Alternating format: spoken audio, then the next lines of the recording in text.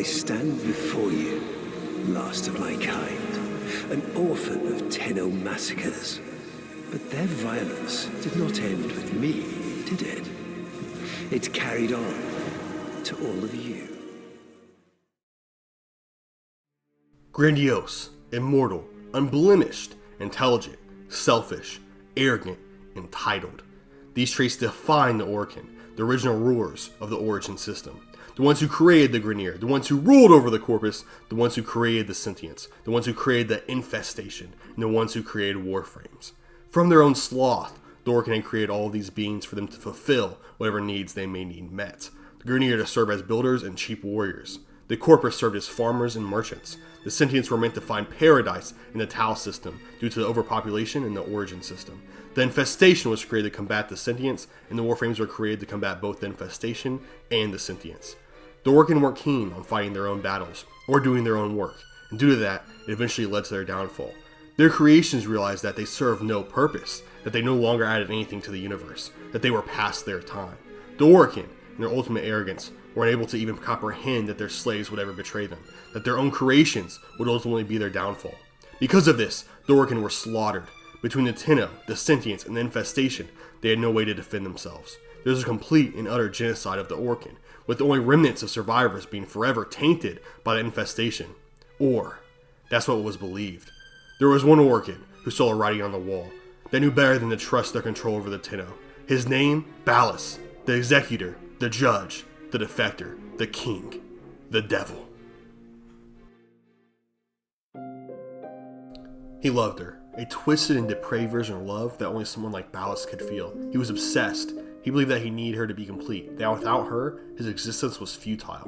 So when Margulis was sentenced to death by the Orkin High Court for her involvement with the children of the Zariman, with Ballas himself agreeing with his fellow executors to sentence her to experience the Jade Light, he vowed revenge. He waited and bided his time, but he was going to make his fellow Orkin pay.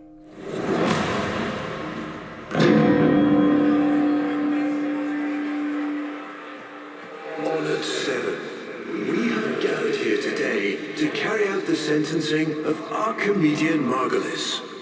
You face the Jade Light. Recant, and we will grant a merciful death.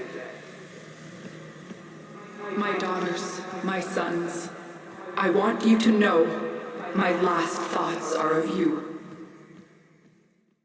Sometime after the death of Margulis, Archimedean Parental, a Corpus scientist, was thrown in front of the Council of the Seven. He was to be judged for creating a dangerous creature, one that rivaled the survivability and immortality of the Orkin themselves. It was a completely biochemical creation, and was an early version of what we would later learn are the Sentients. I am Anhal, sentient destroyer of worlds. By your hand, expose their heart. By my edge, cleave it beating from its nest. The council deliberated the decision: execute him, or to fully embrace his creation and use it as the catalyst to expand their empire to distant star systems. Ballas took an extreme stance against Parental, making rash and foolish arguments on why the Archimedean must be executed. This allowed Parental to easily rebuke a multitude of Ballas' stances, and ultimately make the Executor look bad and his arguments foolish. Because of this embarrassing loss, the other members of the council voted to appeal Parental's execution, instead put more funding behind his plan to extend the Orkin Empire. After the appeal, Ballas congratulated Parental on his success, and showed an unnerving amount of kindness towards someone that he was desperately trying to execute mere moments before. This change in demeanor is because Ballas' courtroom tantrum was nothing but a farce. He wanted to ensure the opposition to Parental's plans looked so bad that the executors couldn't possibly vote to execute the man. Ballas wasn't made to look foolish or outsmarted like everyone in the council thought. They had just fallen into his trap to ensure the creation of the Sentients.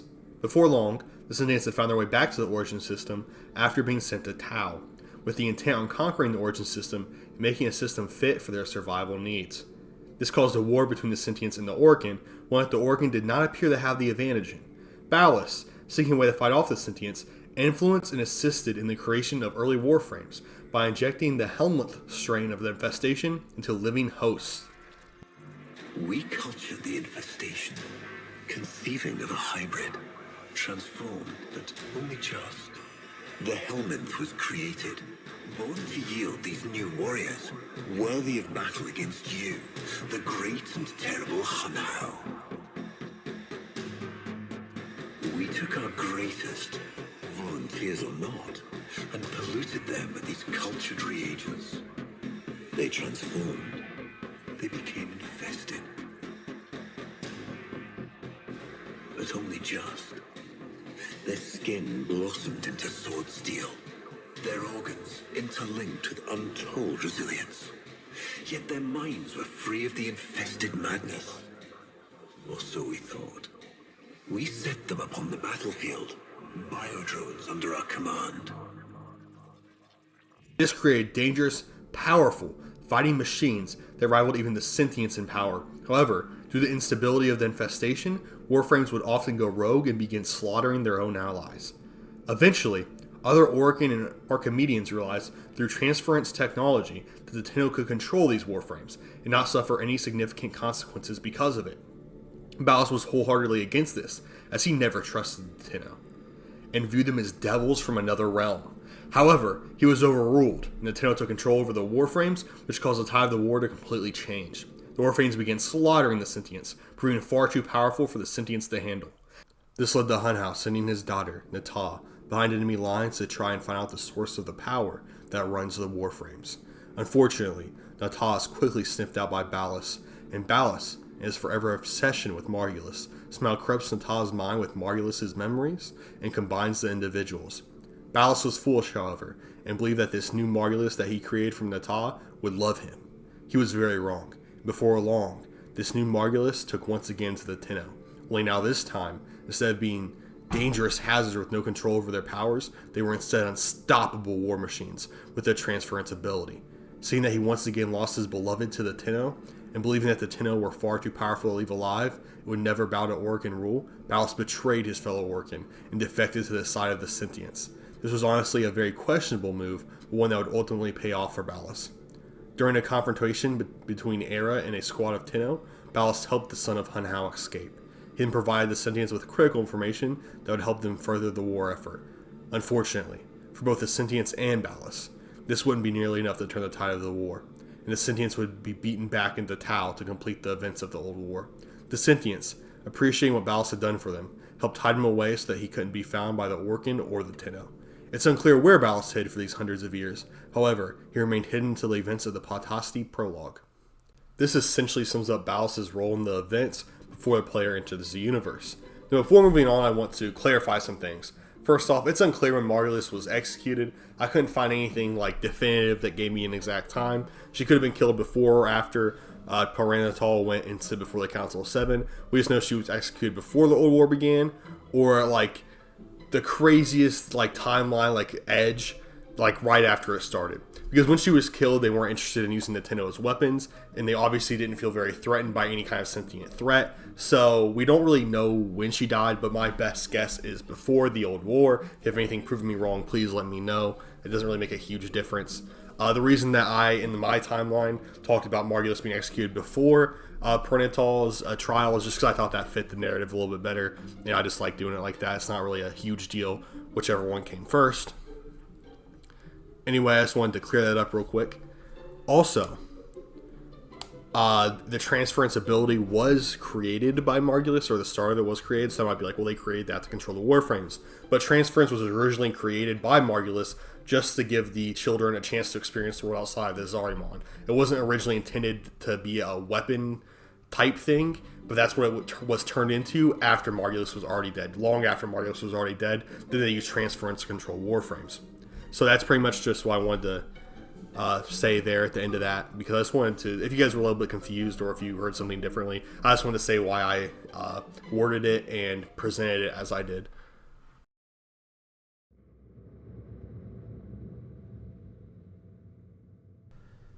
Ballas held an extremely high standing in Orokin society. There are several different levels of hierarchy when it comes to the Orokin, the highest being the Emperors, the next highest being the Council of the Seven. Now, it is possible that the Council of Seven are the Emperors, since we have very little knowledge to really go on when it comes to the actual Emperors, but I would assume that there are two separate government bodies, with the Council being the judicial branch and the Emperors serving as the executive. There's tons of debate, it seems, in the Warframe forums and on Reddit whether the Council and Emperors are the same or not, so I'm sure we'll have some disagreement here. Anyway, the point is, no matter what theory you hold about it, Ballas is at the very top of Orcan society and held an immense amount of power. His responsibilities as one of the executors of the Council of Seven was essentially the same as United States Supreme Court judges, except with even more power and the ability to basically execute whoever he wants and give the accused any punishment he wanted. An example of him choosing a cruel and unusual punishment was what he did to Orden Karis. Karis was an incredibly powerful warrior and served under the Orcan loyally, committing war crimes frequently by following their orders. He'd proven himself so much that they actually offered him immortality. During his ceremony that would allow him to rise in social class, he betrayed the Orcan, attempting to kill as many as possible.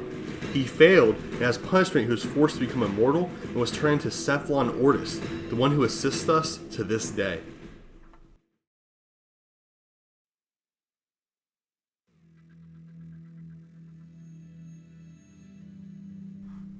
Ballas has two different forms, and look significantly different from one another. The first form I'm going to describe here is what he looks like as an Orcan, the form he spends the far majority of his life in, and the one that he's in when we are first introduced to him.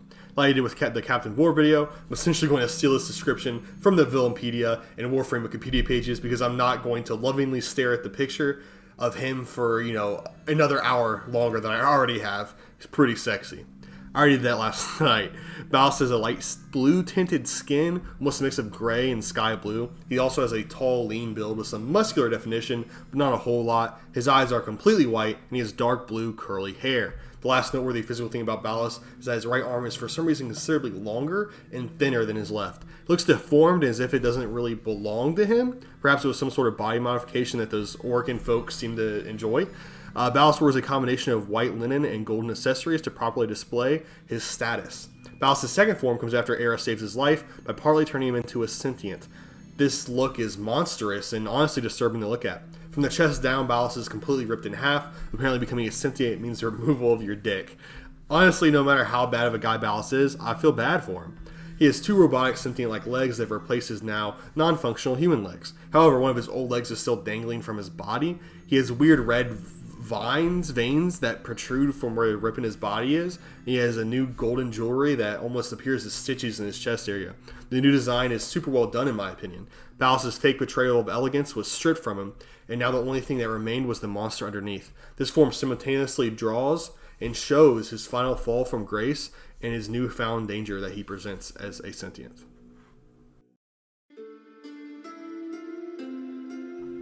Ballas' personality is honestly pretty straightforward. There's not really a whole lot to say about it. He's just your typical Orcan. He's arrogant and cocky, often not realizing the true threat that his enemies pose to him. It's likely that if he was less cocky, he would ever have lost to our operator.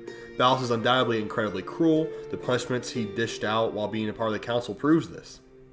He's incredibly intelligent. He led the process on the creation of the Warframes and also socially engineered himself to be one of the most powerful individuals in the Orcan Empire. Ballas is incredibly traitorous. Also, he betrayed Margulis, he betrayed the Orcan, he even betrayed the Sentients. Honestly, this might be the strongest trait of them all. It seems as though he can never be trusted, no matter where his allegiance supposedly lies. There's not much positive things to say when it comes to the person Ballas is. The closest thing to a positive trait I can think of is probably his ambition. Now, too much ambition is generally a negative thing. Ballas certainly has too much, but like I said, that's the closest we're going to get to a positive.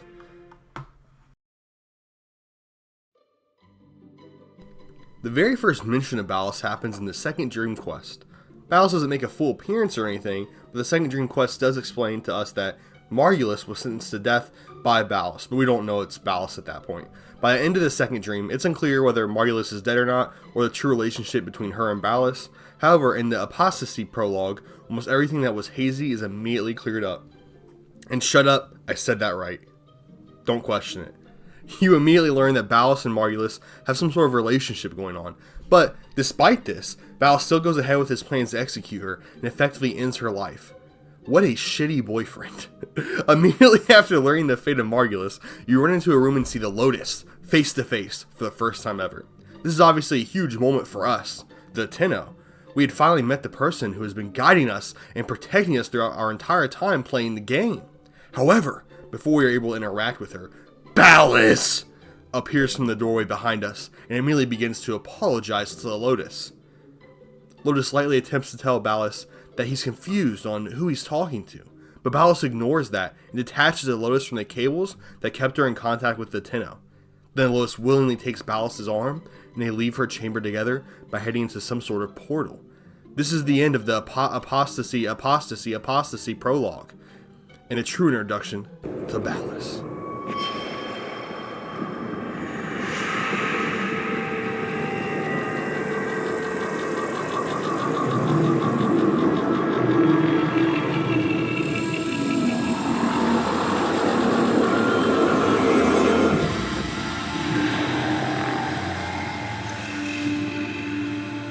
How long have we waited for this moment?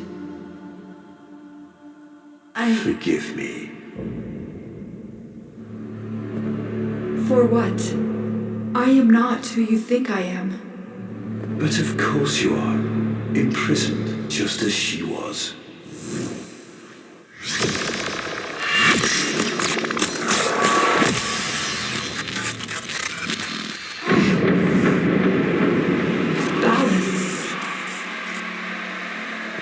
I will not abandon you again, Margulis.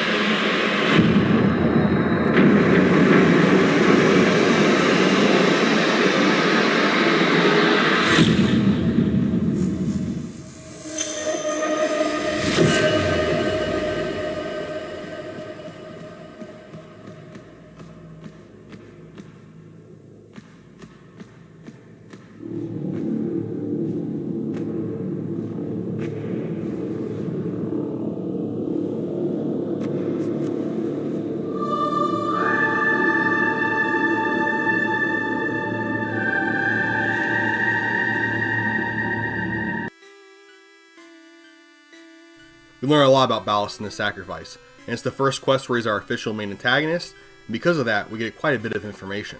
Throughout the entirety of the sacrifice, we are constantly having flashbacks where you control someone playing the Warframe version of chess with Ballas. It turns out that you're seeing this vision from the view of the Excalibur Umbra that you're hunting down throughout the quest.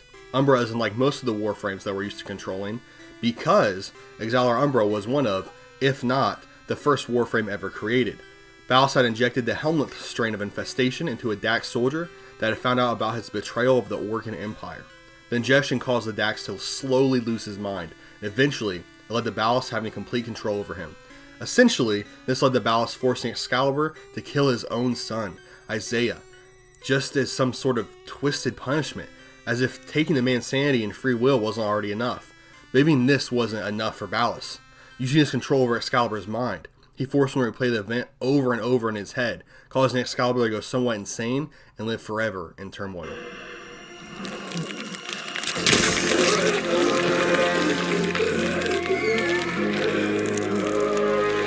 This poison he's given you, it has taken your will away. You are a victim as much as your son.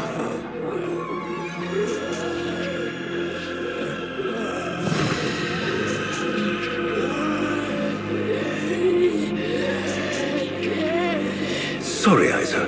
The time has come. We are together. I am honored to be your son.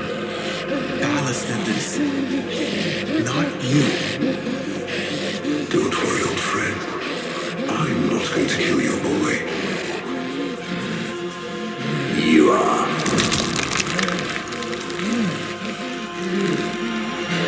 Father? Father!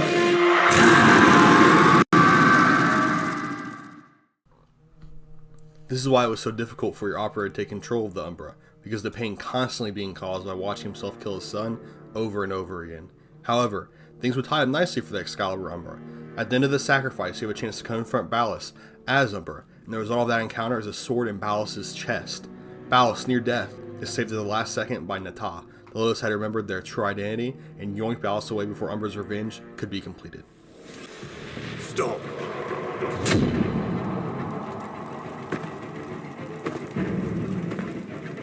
You think you can defy me? Not even your Tenno Devil can.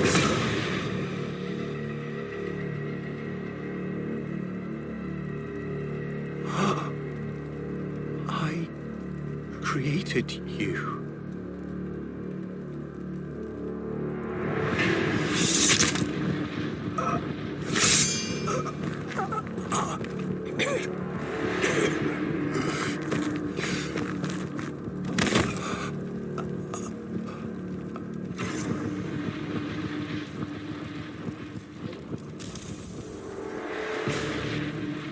The cycle is broken.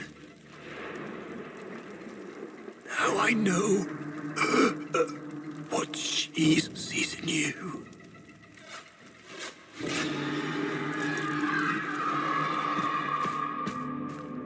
Where is she? Where is the Lotus?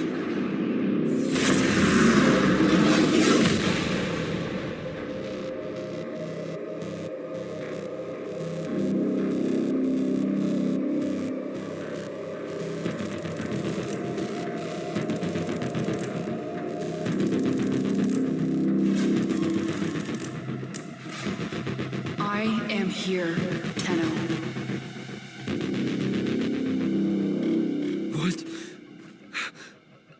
What have they done to you? Nothing. This is what I am.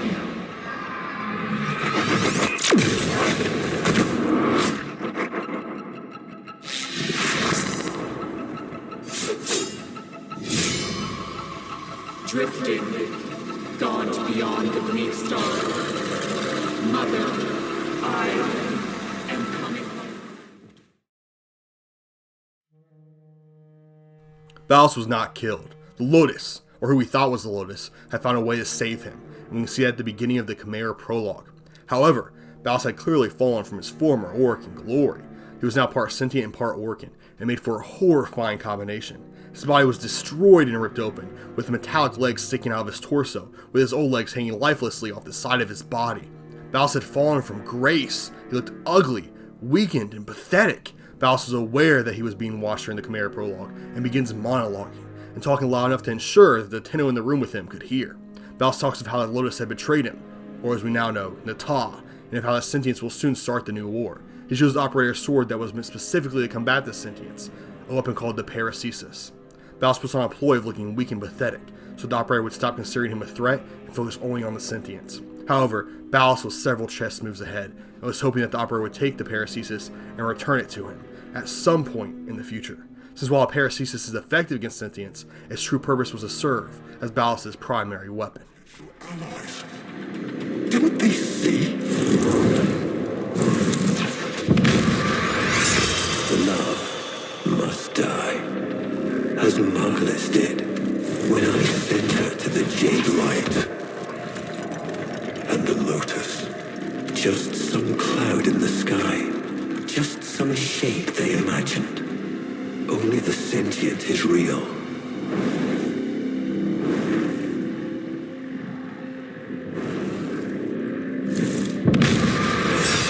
Only Nata. So, tell me, Devil, do you understand what must be done?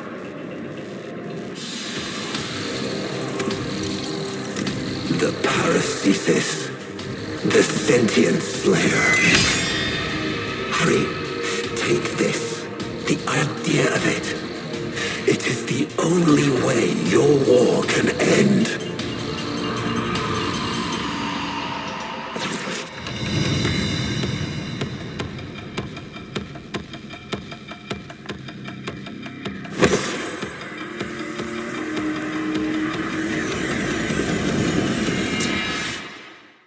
In the next part of the Prelude of War, titled Era, we can see Ballas leashed by Era, completely subservient and weak. It would appear that the sentience had full control over him, and that's exactly what Ballas wanted the operator, and for Nata, to think. As Nata says, the Tenno were watching him throughout the cutscene, and they all three were aware of it. Ballas absolutely wanted to appear weak and fragile, so the Tenno got the idea that the enemy of my enemy is my friend. Era and Ballas also didn't want Nata to get weary of Ballas, because he was Orcan because of what he did to her in the past. Besides purposely showcasing weakness, Ballas also informs Natah that the Orkin had been slaughtered, that the only thing left preventing the Sentients from taking over the Origin universe was the Tenno. Listen to me. That's the past. The old war. Tell her, Maker. Yes, there is no spear, no. Natah, Error speaks. Master Error. He speaks true. The Orkin are gone. The bios are divided, infighting over what remains. Only the Tenno. The Tenno.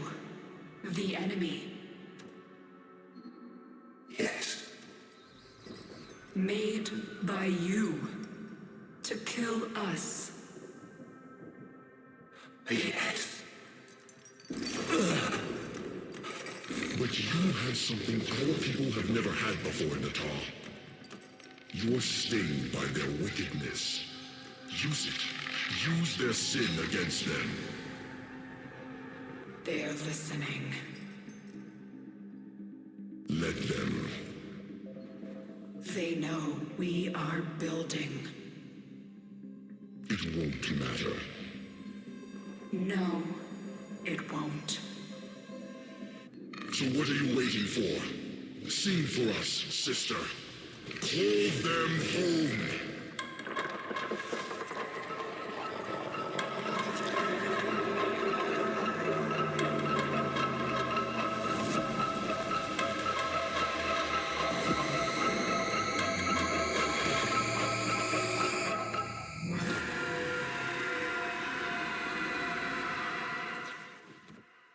Final quest in the Prelude of War trilogy is called The Maker. We see Era continually urge Natah to take over the body of her mother and use it to fight against the living organisms in the Origin system. Natah, instead of willingly going with Era's plans, begins to question her brother and why Ballas was still alive and by his side, leashed or not. This prompts Era to throw Natah into a field of energy so they could control her, and Era drop Ballas' leash, showing to Natah and to the operator that Ballas and Era just came up with an elaborate ploy in order to make him look weak. Purity. On Lua, the Lotus, I attacked you. You remember? You died. You don't remember everything then. Yes, your aphids wounded me, and our forces were depleting fast. I knew I had failed. Failed you, my sister. Failed our family. I had no choice but to retreat. No. You were destroyed. The Tenno made sure of that. You're still recovering. With all that the Makers did to you, it will take time to heal. He is one of them, isn't he? A Maker.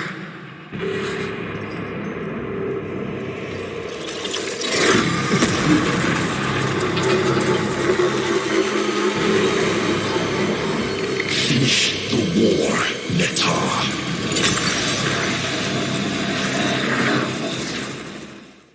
After Era and Ballas had imprisoned Natah, they showcased their new powerful name Marvels that could cause anyone with them attached to them to become completely subservient to Ballas. Ballas chooses to use tension as an example. Not long after, the operator arrives just in time to witness Ballas plant a kiss on Natah, which somehow leads to him stealing her life force and whatever power she had. He then summons a void portal in order to drag her away. As the operator rushes to save Natah, Ballas retakes his signature sword, the Paracesis, and severs Natah's arms before plunging the blade into the operator, stripping away Natah's power, essentially killing the operator. This led to the downfall of the Tenno. Because of that, Ballas and the sentient army quickly and easily captured and enslaved the entirety of the Origin system.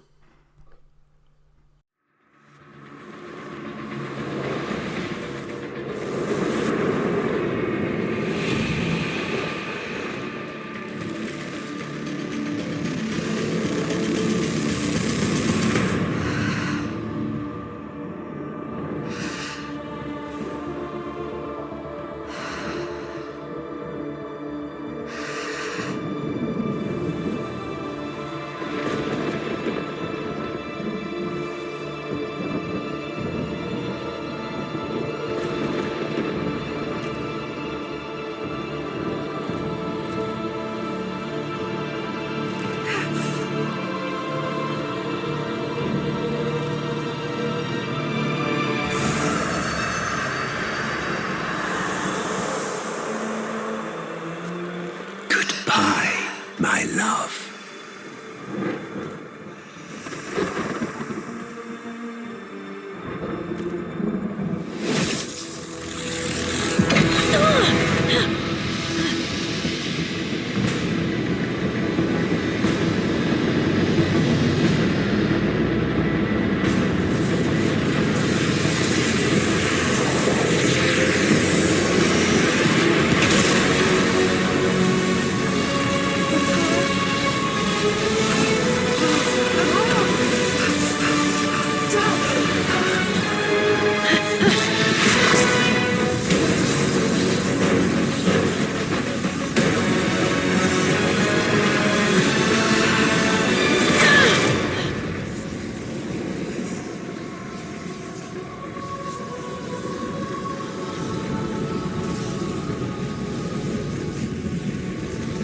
Let me go, child. Let me go.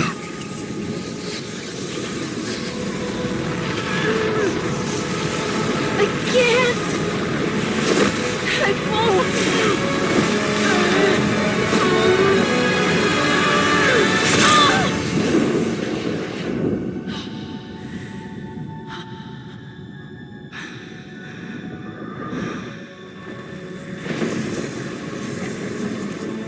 You cannot kill the devil, Tenno. But you can send it back to hell.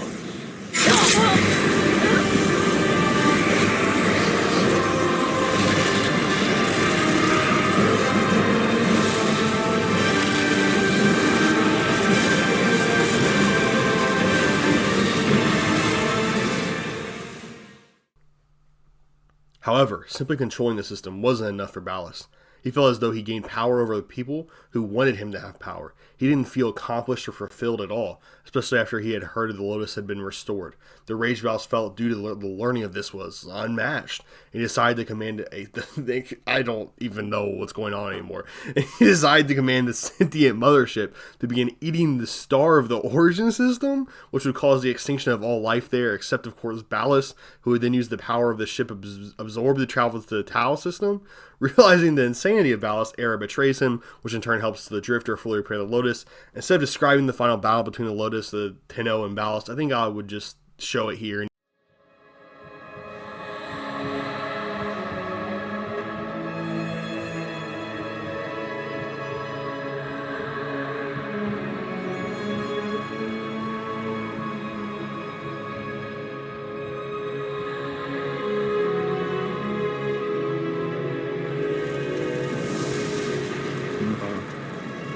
Margulis.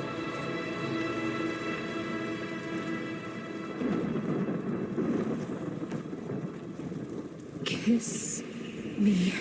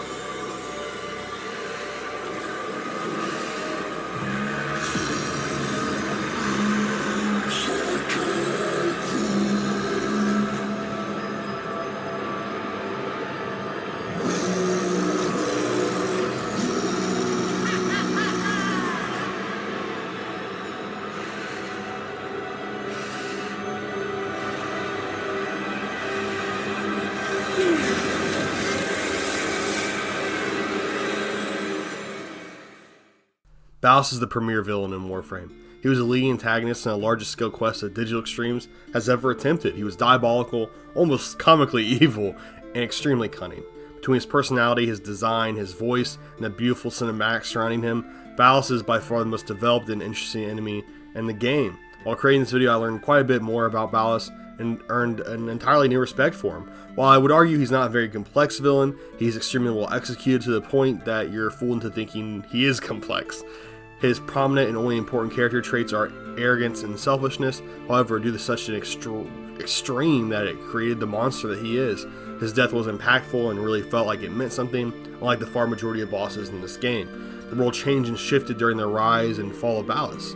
Anyway, this is pretty much the end of the video, but here are some of the final notes I just want to talk about here.